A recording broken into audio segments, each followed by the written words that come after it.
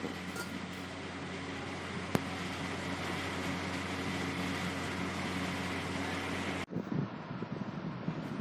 student, welcome to my new video for class 9, chapter 5, subject biology.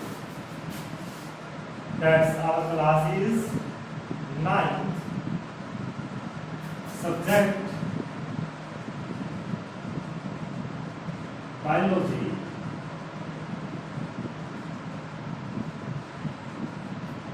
Chapter 5. Chapter name is the fundamental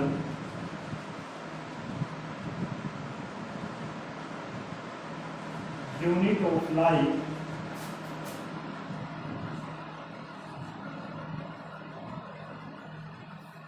cell.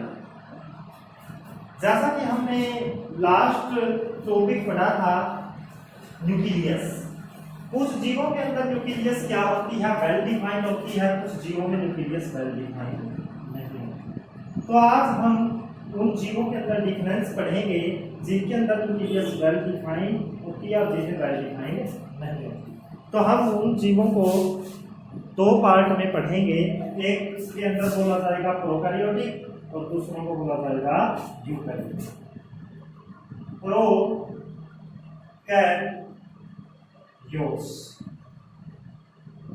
और दूसरों को हमने क्या बताया था, यूकैरियोट्स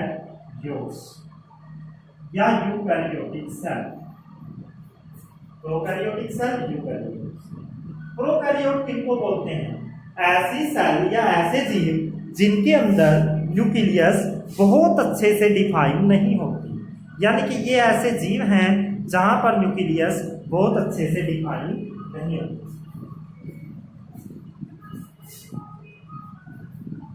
तो हम यहां पर बोलेंगे सेल in which nucleus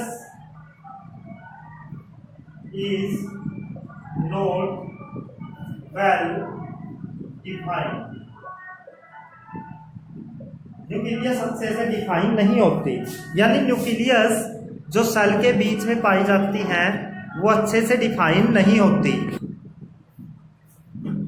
यानी कि अगर हम यहाँ पर डिस्कस करें, मान लो ये न्यूक्लियस है, सॉरी ये सेल है, तो इसके अंदर जो न्यूक्लियस ऐसे बिखरी पड़ी होती है, इसकी कोई बाउंड्री नहीं होती, यानी न्यूक्लियस का मटेरियल ऐसे पड़ा होता है।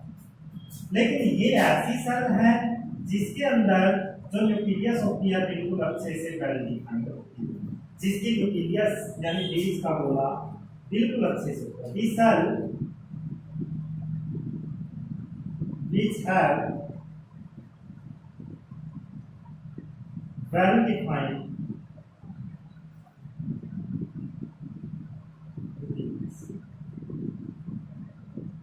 जिसके अंदर न्यूक्लियस बहुत अच्छे से डिफाइन हो। सेकंड, अगर हम डिस्कस करें, these are very small, ये बहुत छोटी होती है, यानी जिसके अंदर न्यूक्लियस डिफाइन नहीं होती, जिसकी न्यूक्लियस की बाउंड्री नहीं होती, वो सेल बहुत छोटी होती है। और जो दूसरी तरफ यूकैरियोटिक सेल होती हैं, these are very large in size, ये बहुत बड़ी होती है। तो इसके अंदर क्या आएगा, दीज आर वेरी लार्ज होती है। अब इसके बाद आता है न्यूक्लियर रीजन, जो न्यूक्लियस की जगह होती है ये इज कॉल्ड न्यूक्लियोड, उसको न्यूक्लियोड बोला जाता है। और इसके अंदर क्या आएगा, nuclear region is called nucleus. हम उसको बिल्कुल अच्छे से न्यूक्लियस बोलते हैं, लेकिन यहाँ पर न्यूक्लियस की बाउंड्री ना होने की वजह से उसका नाम न्यूक्लियोड हो जाता है। Single chromosome are present. इनके अंदर सिंगल क्रोमोसोम होते हैं। कितने क्रोमोसोम होते हैं? सिंगल। जो क्रोमोसोम की संख्या होती है वो एक ही होती है। इसके अंदर डबल क्रोमोसोम और मैनी क्रोमोसोम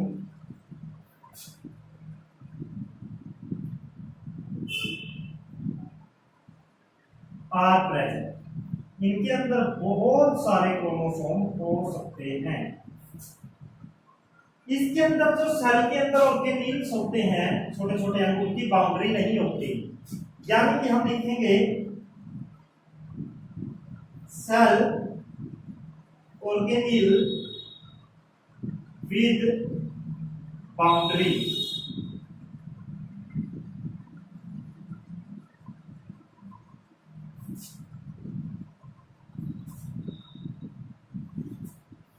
आर एब्सेंट। यानी कि इनके अंदर जितने भी क्या पाए जाते हैं, सेल ऑर्गेनील पाए जाते हैं, उनकी कोई बाउंड्री नहीं होती।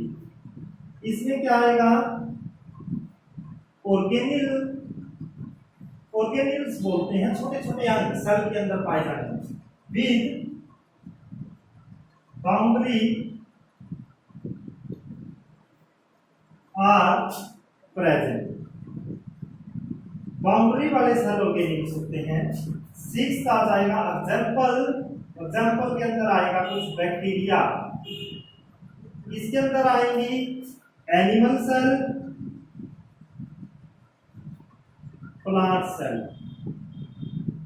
इसमें बहुत सारी सेल्स आ सकती है। यानी कि अगर हम इस टॉपिक को रिपीट करें तो ये क्या बनेगा? परकैरियोट और यूकैरियोट क्या होते हैं? परकैरियोट किसको बोलते हैं? ये ऐसी सेल होती हैं जिनमें न्यूक्लियस अच्छे से डिफाइन नहीं होती, और यूकैरियोट ऐसी सेल होती हैं जिनकी न्यूक्लियस बहुत अच्छे से डिफाइन होती है। यानी कि इसकी न्यूक्लियस की बाउंड्री नहीं होती। बिना बाउंड्री की न्यूक्लियस का मटेरियल बड़ा होता है, और लेकिन इसके अंदर जो न्यूक्लियस है उसकी बहुत अच्छे से बाउंड्री होती है, और उसका जो मटेरियल होता है वो वेल पैक्ड होता है। These are very small, ये सेल बहुत छोटी होती हैं। These are very large, ये बहुत बड़ी होती हैं। Nuclear region is called nucleole. Nuclear के रीजन को क्या बोला जाता है? न्यूक्लियोल बोला जाता है। और न्यूक्लियर रीजन को क्या बोला जाता है? यहाँ पर न्यूक्लियस। इसमें केवल सिंगल क्रोमोसोम्स होते हैं, सिंगल एक। उसमें डबल दो दो पाए जाते हैं या मैनी। सेल के अंदर जो अन्य अंग होते हैं उनकी भी बाउंड्री नहीं होती, लेकिन यहाँ पर सेल के अंदर पाए जाने वाले अंगों की बाउंड्री होती है। इसका एग्जांपल आएगा बैक्टीरिया सेल, और उसका एग्जांपल आएगा एनिमल सेल, प्लांट सेल। तो इस प्रकार से ये प्रोकैरियोट और यूकैरियोटिक सेल के अंदर डिफरेंस है।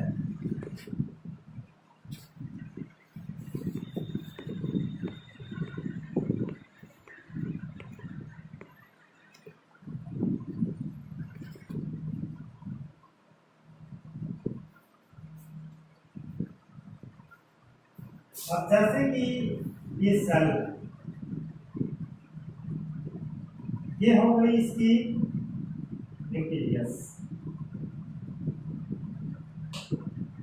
अब इस सेल के अंदर कुछ लिक्विड पार्ट भरा होता है। यहाँ पर बहुत सारा लिक्विड पार्ट भरा होता है सेल के अंदर।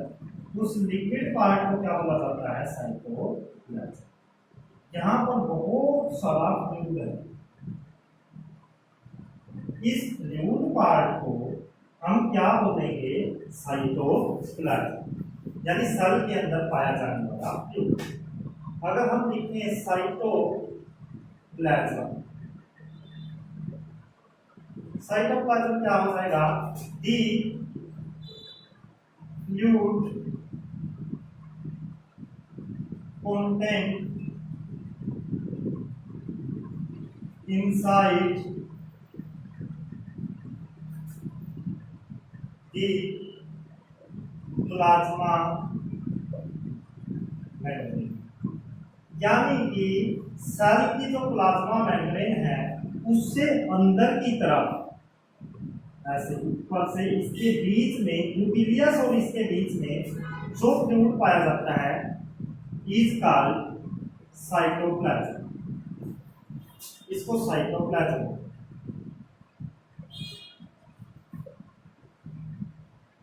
ये क्या रखता है? It contain many cell organelles. Cell के छोटे छोटे पार्ट इसके अंदर पाए जाते हैं। सेल के क्या पाए जाते हैं? इसके अंदर छोटे छोटे पार्ट पाए जाते हैं। सेल के अंदर नन्ही नन्ही चीजें बैठती हैं, उनको सेल ऑर्गेनिल्स बोलते हैं। अभी डिस्कस करेंगे। अगर हम डिस्कस करें तो जो साइटोप्लाज्म होता है ये क्या रखता है? बहुत सारे ऑर्गेनिल्स को रखता है। अगर हम अब सेल ऑर्गेनिल्स को डिफाइन करें, सेल ऑर्गेनिल्स क्या होंगे? देखो सेल के अंदर यहां पर ऐसे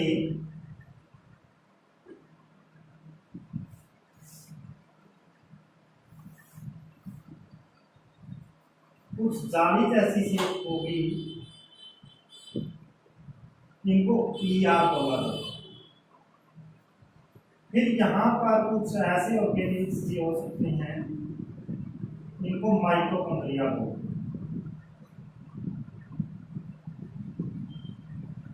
यहाँ पर कुछ ऐसे ऑर्गेनिल हो सकते हैं, उनको लाइसोसोम्स भी बोल सकते हैं।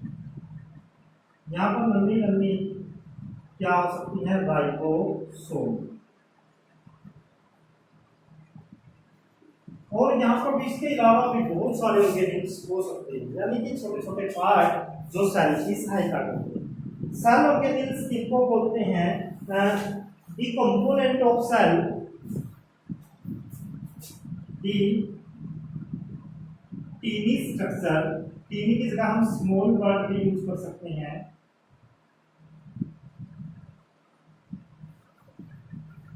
Present in cytoplasm. साइटोप्लाज्म के अंदर पाई जाने वाली छोटी छोटी structure which perform specific function, जिनके अपने कुछ विशेष काम होते हैं, उनको क्या बोला जाता है? सेल ऑर्गेनिल्स बोला जाता है। एग्जाम्पल के अंदर कौन आएगा? Mitochondria, vacuoles, ER, ribosomes. ये विभिन्न प्रकार के पार्ट हैं जो सेल के अंदर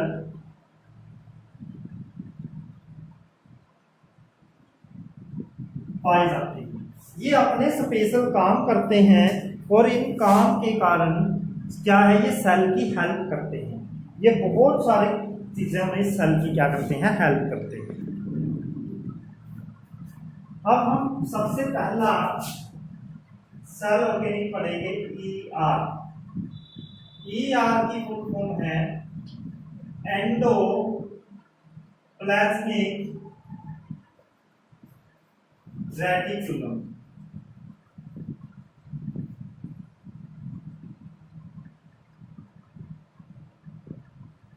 एंडोप्लाज्मिक रेटिकुलम क्या होता है? दीज आर, ये देखिए डायग्राम के अंदर ये रही एंडोप्लाज्मिक रेटिकुलम। ये जाली जैसी होती है। इट इज अ नेटवर्क या दीज आर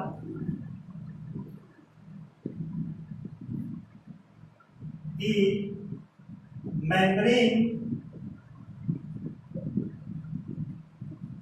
बाउंडेड ट्यूब्स और सीट्स। ये क्या है? ये मेम्ब्रेन चढ़ी हुई, छिलका चढ़ी हुई, जैसे हम बुक के ऊपर कवर चढ़ा देते हैं, ये कवर वाली क्या होती हैं? कवर चढ़ी हुई सीट्स होती हैं या फिर ट्यूब होती हैं। ये क्या करती हैं? सीट्स होती हैं या फिर क्या होती हैं? ट्यूब्स, जो क्या करती हैं? न्यूक्लियस को घेर कर रखती हैं, न्यूक्लियस के पास पाई जाती हैं। इनकी शेप का मतलब कि ट्यूब भी हो सकती है, सीट टाइप। तो ये 2 टाइप की पाई जाती हैं। फर्स्ट है RER, इसकी फुल फॉर्म है rough endoplasmic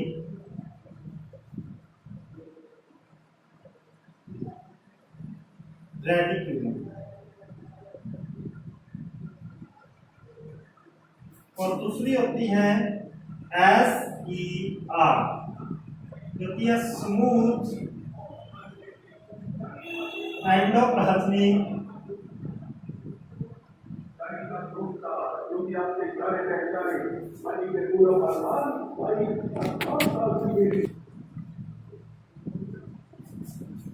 rough endoplasmic reticulum. जैसे नाम से ही पता चल रहा है, रफ ये खुरदरी होती है और स्मूथ ये चिकनी होती है। ये क्या होती है? ये जाली होती है जो न्यूक्लियस के आसपास पाई जा सकती है। ये साइटोप्लाज्म के बीच में भी पाई जा सकती है। तो हम क्या बोलेंगे?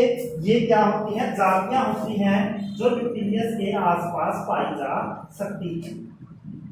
तो जैसे ही नाम से ही पता है, फर्स्ट हम RER को डिस्कस करेंगे। These are rough due to presence of ribosome. Ribosome नाम के छोटे छोटे मॉलिक्यूल होते हैं। ऑन देयर सरफेस, उनके सरफेस के ऊपर राइबोसोम नाम के क्या पाए जाते हैं? छोटे छोटे टुकड़े पाए जाते हैं। These synthesize protein. जो राइबोसोम नाम के मॉलिक्यूल होते हैं वो प्रोटीन्स को बनाने में हमारी क्या करते हैं? सहायता करते हैं।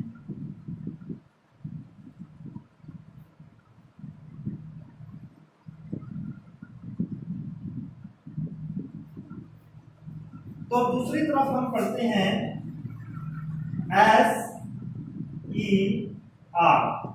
SER क्या होती हैं? These are स्मूथ, इनका जो सरफेस होता है स्मूथ होता है। These help in synthesis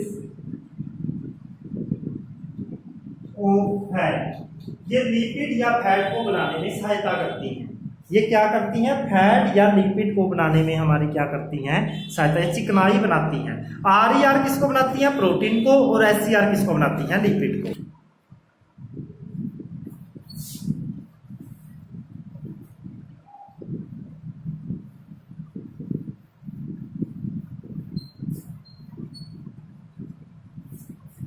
अब आगे आएगा फंक्शन। ये क्या क्या काम करती है? इनका सबसे पहला फंक्शन आपका है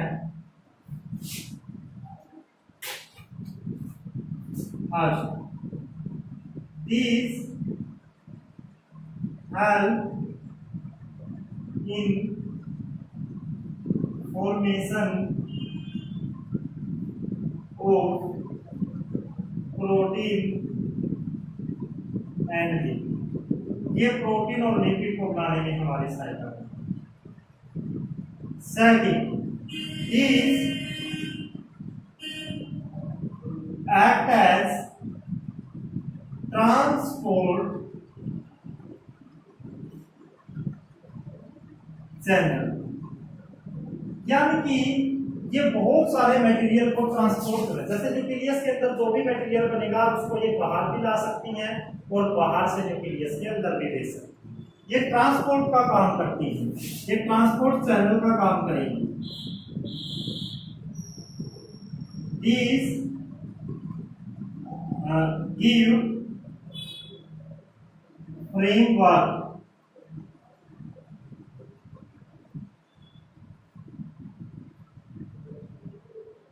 in cytoplasm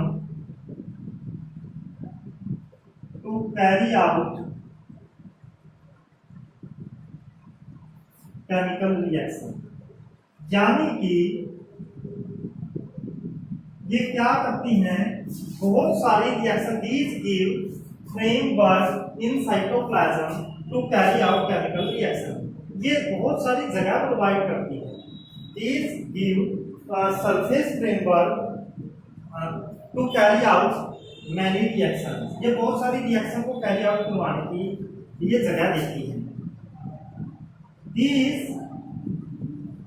help in detoxifying many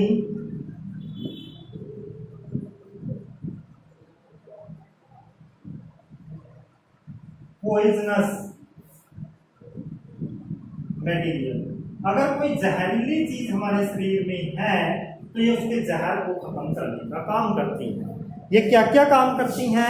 एक तो ये प्रोटीन और फैट को बनाने में सहायता करती हैं, ट्रांसपोर्ट चैनल का काम करती हैं, बहुत सारी रिएक्शन को करवाने के लिए सरफेस अवेलेबल करवाती हैं, और जहरीले पदार्थों के डिटॉक्सिफाइंग यानी जहर को खत्म करने में सहायता करती हैं।